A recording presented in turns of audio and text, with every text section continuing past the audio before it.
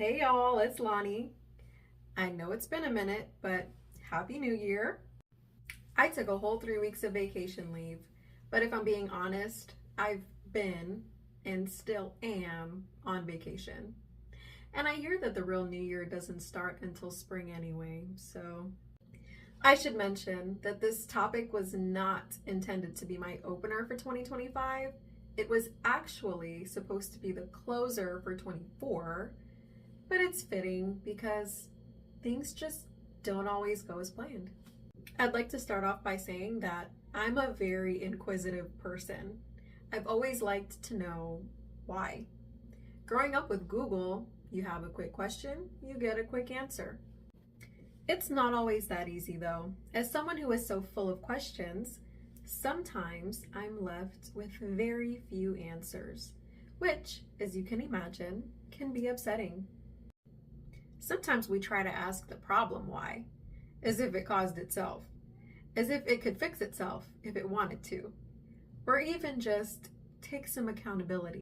That sounds crazy when the problem is inanimate, right? Like you're trying to personify it. Imagine getting a bill in the mail and asking it, and why do you need to be paid?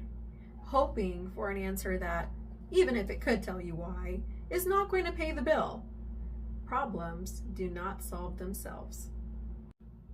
Then there's times when the problem really is a person or caused by a person.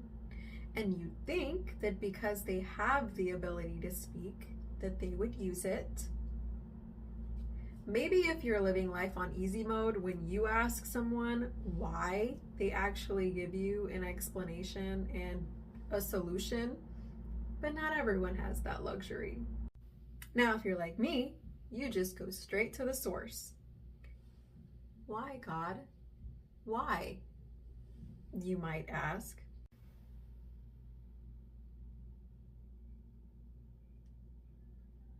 And that's exactly what you're going to hear every time. Correct me if I'm wrong, or if you've had a different experience, but never have I ever asked God why and gotten an immediate response.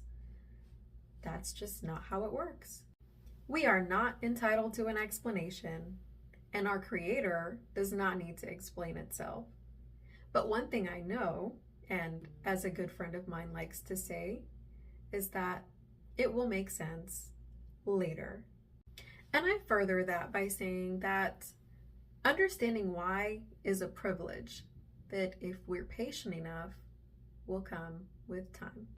I don't mean to come off as insensitive, because when you're dealing with things like sickness, death, or loss of any kind, it's definitely a lot harder to hold it together.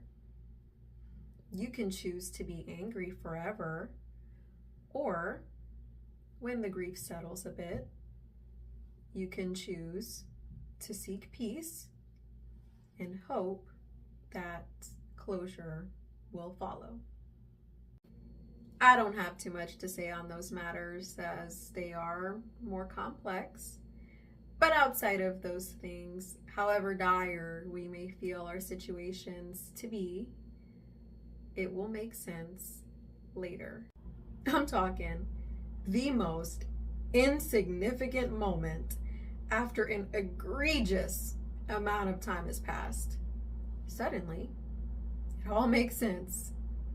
And I can't tell you why that is, because I don't know why either.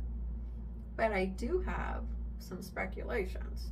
We would get in our way so bad if we always knew why. We would think that we know better than God. We would think that we know a better way, have the solution, just interfere in general.